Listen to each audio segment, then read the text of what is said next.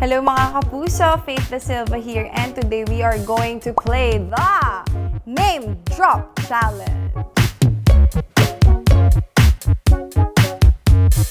Kaninong celebrity ka pinaka na-intimidate nang maka-eksena mo?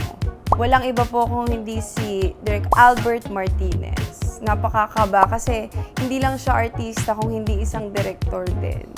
Sinong celebrity ang nagpaiyak na sa'yo sa set? Si Miss Gina Alahar, Direk Gina Alahar. Kasi bukod sa ang galing niya mag-motivate dahil we had a scene together after namin siya maging coach sa Starstruck. Syempre nakakakaba yun for me. Pero nung sinabi niya sa akin na, I did well, na maayos naman yung pinakita ko, dun ako naiyak kasi syempre coming from her, malaking bagay yun. Sinong celebrity ang pinaka-close ko sa sangre? Si Angel Guardian. Kasi since commercial, magkasama na kami, 12 years old pa lang kami, magkakilala na kaming dalawa. Until now, parang hindi nagbago yung relationship namin. Pag nakikita kami, parang walang nagbago. Kaninong celebrity ka magpapalibre at anong ipapalibre mo? Ito, hindi na to kailangang itanong pa. Siya na mismo ang kusang malilibre, Miss Barbie Fortesa. Talagang generous as a person, literally and figuratively. Ganon. Sino ang celebrity na gusto mong sabihan ng thank you? Si Kate Valdez. Because she has always been genuine to me.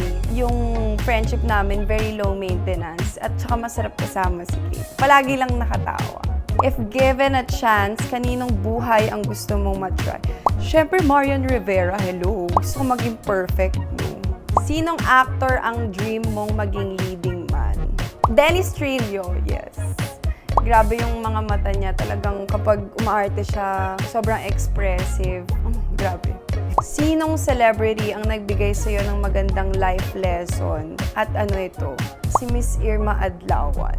She taught me na to stay raw and authentic. Hindi lang sa pag-arte, kung hindi pati sa personal life.